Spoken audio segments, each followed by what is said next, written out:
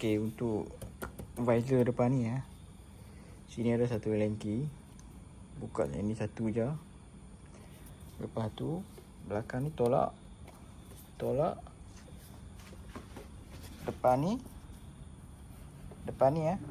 tarik naik je. Tarik naik, lepas tu boleh terkeluar habis. Senang je. Semua pakai klip-klip lah. Okay guys, selamat mencuba. Okay guys, untuk cover ni yang cover ni,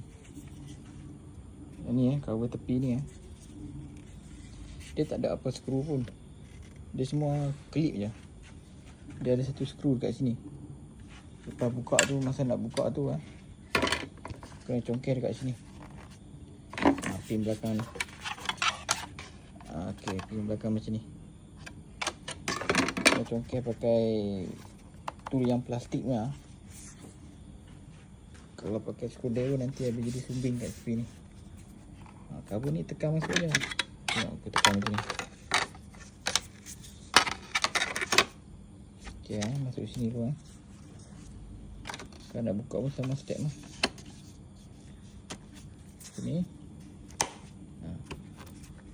Lepas tu lepas ni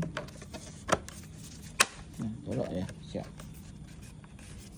Skru kat sini sama kiri kanan.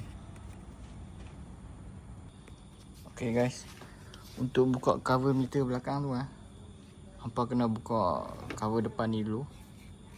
Okay, dia ada satu skru, 1 2 3 4 5 6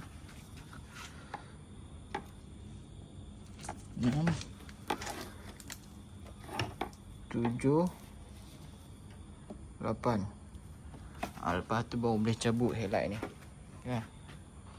Cabut headlight ni senang je. Lepas dah buka semua skru, tu cabut je. Okey. Ni aku dah pasang balik dah. Tadi tak ada nak buat video ni. Okey, bagi yang nak buka meter Z 15 dekat sini ada satu skru Allen key saya 4. Aku punya yang ni dah loose dah. Aku pakai saya 8. Okey, yang ni 1 2. Lepas tu sini ada 1 2. Total ada 3 4 untuk buka meter. Okey, untuk meter dia soket dia macam ni je. Simple lah. Ni soket dia. Okey. Ni kelas dia. Yang aku ajar, yang ni soket lampu. Soket lampu. Lampu dia pun macam ni je. Bagi yang nak ajar tinggi rendah apa semua, kena buka yang skru saya ni. Pusing sebelah kunci, lampu akan naik. Sebelah buka, lampu akan turun. Simple lah macam ni Okay. Bagi yang selalu duk masa hujan menjalar headwind cuba buka meter kunci dekat sini. Skru ni agak loose tadi aku check.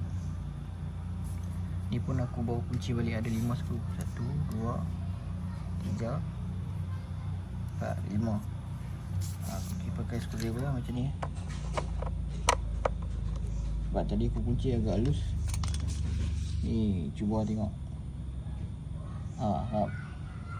Tak ada menjalar dah.